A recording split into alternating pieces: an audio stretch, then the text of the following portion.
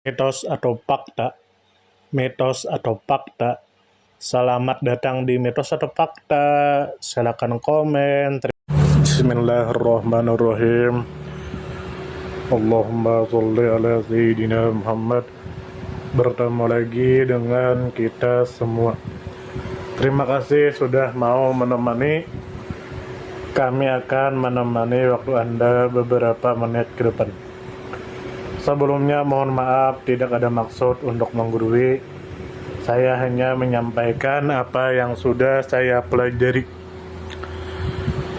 Lalu saya ingin mengatakan jika menurut Anda apa yang saya sampaikan ini salah, maka silakan tulis di kolom komentar dan katakan dengan referensi ilmu, dengan referensi kitab, bukan dengan caci maki, hinaan, atau perkataan kasar lainnya. Karena kita berdiskusi dengan ilmu, bukan dengan nafsu. Saya menerima kritik apapun, asal kritik itu membangun dan sama-sama kita belajar. Tentu kita tahu tentang qada dan qadar, yang mana ini termasuk rukun iman dari yang sudah saya pelajari, yang mana itu harus kita yakini di dalam hati. Dan kita tahu bahwa qada itu artinya adalah ketetapan oleh dari Sang Pencipta kepada setiap ciptaannya yang bersifat azali. Apa itu azali? Tentu kita tahu azali adalah ketetapan itu sudah ada sebelum keberadaan atau kelahiran suatu makhluk. Jadi sebelum makhluk itu diciptakan, sebelum kita diciptakan, ketetapan itu sudah ada. Adapun selanjutnya adalah qadar. Tentu kita tahu qadar ini adalah ukuran, yang mana ukuran yang sudah ditetapkan sebelumnya oleh Sang Pencipta. Tentu juga kita tahu bahwa qada dan qadar dalam keseharian kita disebut dengan takdir,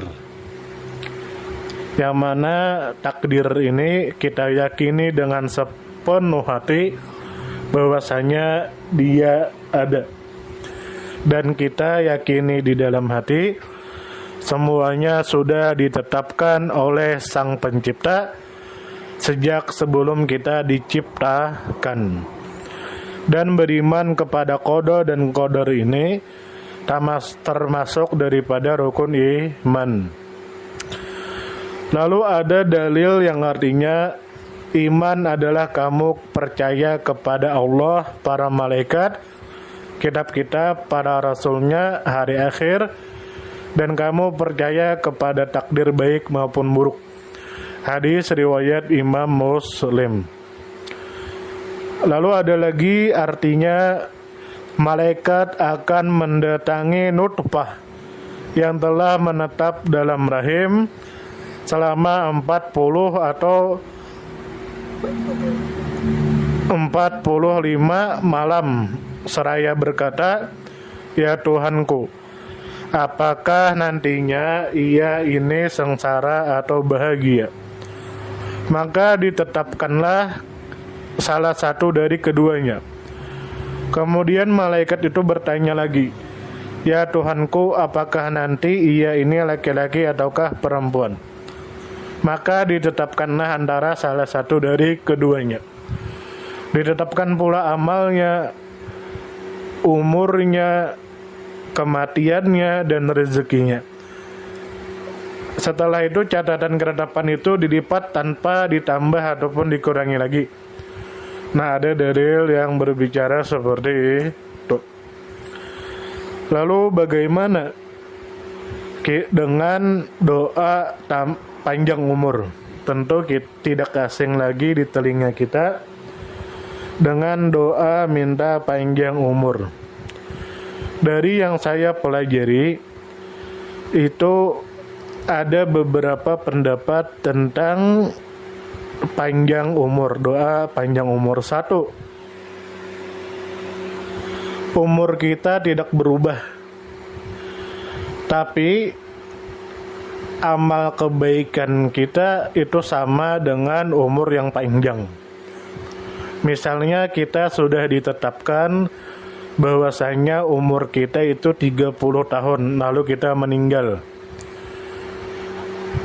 Akan tetapi sebelum umur 30 tahun kita berdoa, maka umur kita tetap 30 tahun, kita tetap wafat umur 30 tahun, tapi amal ibadah kita panjang seperti orang umur ratusan tahun.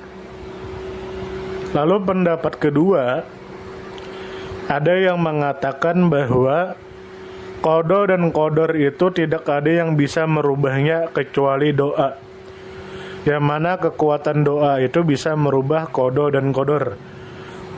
Dan itu dijelaskan dalam Al-Quran, pintalah kepadaku maka akan aku kabulkan, kata sang pencipta. Maka mustahil sang pencipta itu berbohong atau berdusta. Mustahil Al-Quran itu berdusta. Jadi ada pendapat yang mengatakan jika seseorang itu minta panjang umur, maka Tuhan akan mengabulkannya dan umurnya panjang. Lalu yang tertulis ketetapan di qada dan qadar akan berubah. Lalu ada juga pendapat yang ketiga. Saya pernah mendengar pendapat ini. Jika menurut Anda salah, maka silakan tulis di kolom komentar. Kita berdiskusi. Saya pernah mendengar bahwa umur kita itu tetap. Nah, lalu kita minta panjang umur, maka bagaimana? Maka satu, Tuhan tidak mungkin berbohong, karena Tuhan mengatakan, pintalah kepadaku maka akan aku kabulkan. Sehingga Tuhan mustahil berbohong. Maka bagaimana? Yaitu ada yang mengatakan, dan saya pernah mendengarnya, bahwa misalnya di Lauhul Mahfuz itu kita tercatat bahwa umur kita ini 6.000 tahun misalnya. Di dalam rahim 9 bulan, di dunia 70 tahun, sisanya dikubur dan di padang mahsyar. Ketika di total itu berjumlah 6.000 tahun.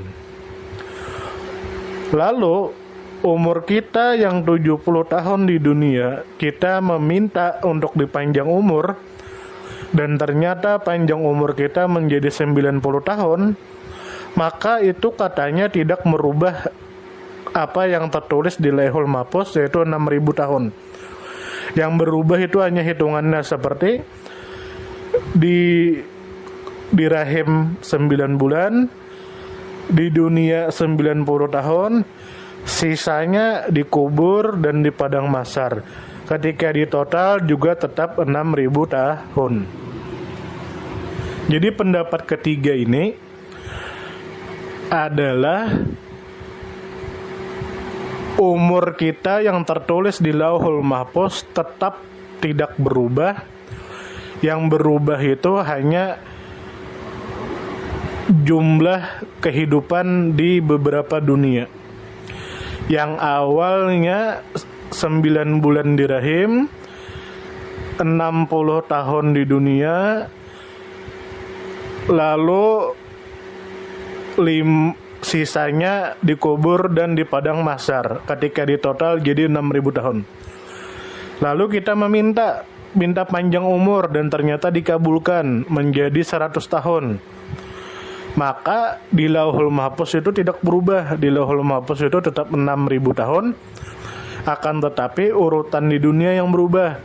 Di rahim 9 bulan, di dunia 100 tahun, sisanya dikubur dan di padang mahsyar. Sehingga jumlah total tetap 6.000 tahun. Nah, jadi ada 3 pendapat tentang panjang umur yang pernah saya pelajari. Pendapat pertama, umur kita tetap seperti yang tertulis, akan tetapi nilai ibadah kita melebihi dari usia kita. Ibadah kita umur kita yang pendek itu sama nilainya dengan ibadah orang yang mempunyai umur yang panjang. Itu pendapat pertama yang pernah saya dengar. Pendapat yang kedua yang pernah saya dengar adalah ketetapan Tuhan itu tidak ada yang bisa mengubahnya kecuali doa. Kenapa? Karena Tuhan berkata di dalam Al-Quran, "Pintalah aku maka akan aku kabulkan." Nah, maka ketetapan itu yang ada di Lauhul Mahfuz bisa berubah. Itu pendapat kedua yang pernah saya dengar. Lalu pendapat ketiga yang pernah saya dengar, bahwa ketetapan di Lauhul Mahfuz tidak berubah. Yang berubah itu hanya angka ketika kita perjalanan dari rahim ke padang mahsyar. Misalnya di Lauhul Mahfuz 6.000 tahun, maka di dunia maka di rahim 9 bulan, di dunia 60 tahun, sisanya dikubur dan di padang mahsyar. Lalu kita minta panjang umur, maka berubah. Yang awalnya 9 bulan, lalu di dunia 60 tahun, berubah menjadi 100 tahun. Sehingga di rahim 9 bulan, di dunia 100 tahun, sisanya dikubur dan di padang mahsyar. Ketika di total tetap 6.000 tahun. Nah, bagaimana menurut Anda? Jika salah maka silakan tulis di kolom komentar. Lalu ada ayat Al-Quran yang artinya, tiadalah suatu bencana menimpa di bumi dan tidak pula pada dirimu, melainkan dahulu sudah tersurat dalam kitab sebelum kami menciptakannya. Sesungguhnya yang demikian itu adalah mudah bagi Allah. Quran Surah Al-Hadid ayat 22. Lalu ada pertanyaan, apakah takdir ini ada terbagi bermacam-macam? Dari yang saya pelajari ada. Yang pertama dinamakan takdir mu'allaq. Apa itu takdir mu'allaq? Yang saya pelajari adalah takdir mu'allaq adalah takdir dari sang pencipta atas ciptaannya yang memungkinkan dapat berubah karena usaha dan ikhtiar manusia. Allah berfirman yang artinya, sesungguhnya Allah tidak akan merubah nasib suatu kaum sehingga mereka itu mengubah nasibnya sendiri.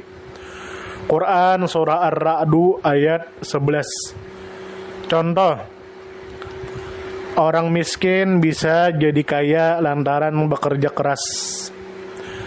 Lalu Allah berfirman yang artinya, dan katakanlah wahai Muhammad, bekerjalah kamu semua, maka Allah dan Rasulmu serta orang mukmin akan melihat hasil pekerjaanmu. Quran Surah At-Taubah ayat 105. Contoh lagi, orang bodoh yang menjadi pintar lantaran mau belajar giat. Allah berfirman yang artinya, belajarlah kamu sekalian, ajarkanlah bertawakal kamu kepada guru, serta lemah lembutlah kamu kepada murid. Hadis riwayat Tabrani. Contoh lagi, orang sakit bisa menjadi sembuh lantaran berobat dan berdoa. Allah berfirman yang artinya, berdoalah kamu kepadaku, niscaya aku akan mengabulkan permohonanmu. Quran Surah Al-Mu'minun ayat 60. Nah, jadi yang pertama adalah takdir mu'allaq, ketetapan Tuhan, ketentuan Tuhan yang bisa berubah karena usaha dan ikhtiar manusia. Yang kedua adalah takdir mubram. Apa itu takdir mubram? Yang saya pelajari adalah takdir mubram adalah takdir yang pasti terjadi dan tidak dapat dirubah. Contoh, nasib manusia, kelahiran manusia, kematian manusia, jodoh manusia, rizkinya manusia, terjadinya kiamat, dan lain sebagainya. Ketetapan dan ketentuan Allah yang berhubungan dengan nasib manusia adalah rahasia Sang Pencipta. Hanya Sang Pencipta yang mengetahuinya. Tentu kita tahu bahwa manusia diperintahkan mengetahui ketetapan dan ketentuan melalui usaha dan ikhtiar. Kapan manusia lahir, bagaimana status manusia sosialnya, bagaimana rezeki manusia, siapa anak istrinya, dan kapan meninggalnya. Semua itu adalah rahasia dari Sang Pencipta.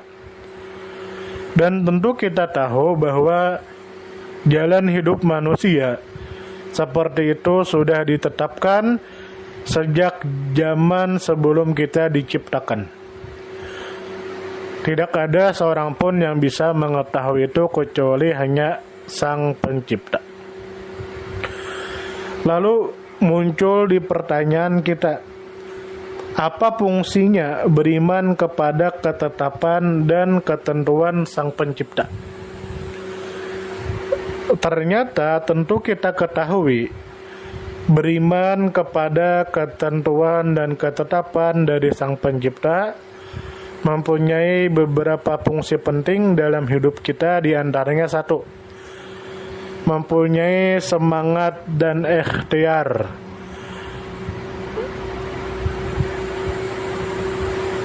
Dengan itulah seorang murid akan bekerja keras agar bisa mendapat nilai yang bagus, atau pedagang yang akan bekerja keras agar dagangannya sukses, dan lain sebagainya.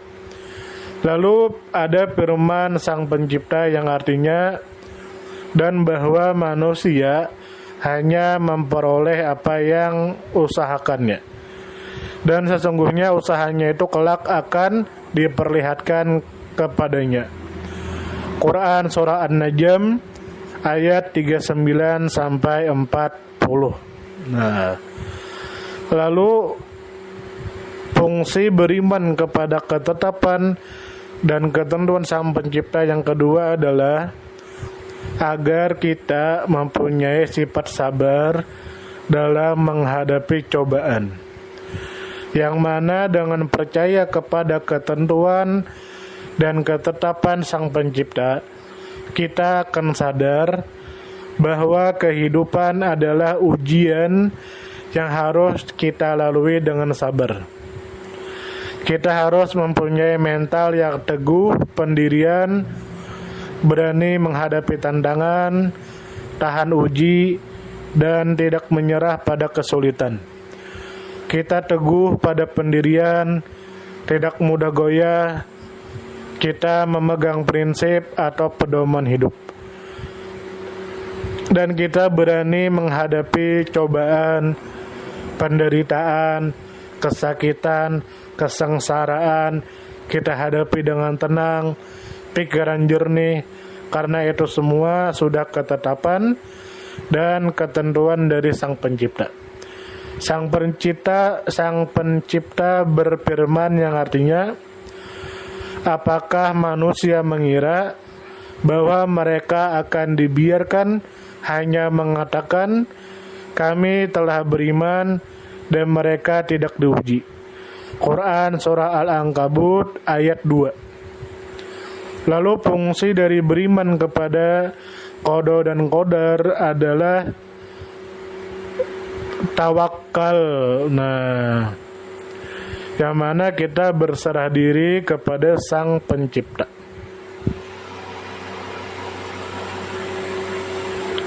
Lalu apakah ada, ini kan kita bingung, apa tanda-tanda kita beriman kepada qada dan qadar atau ketetapan dan ketentuan dari Sang Pencipta?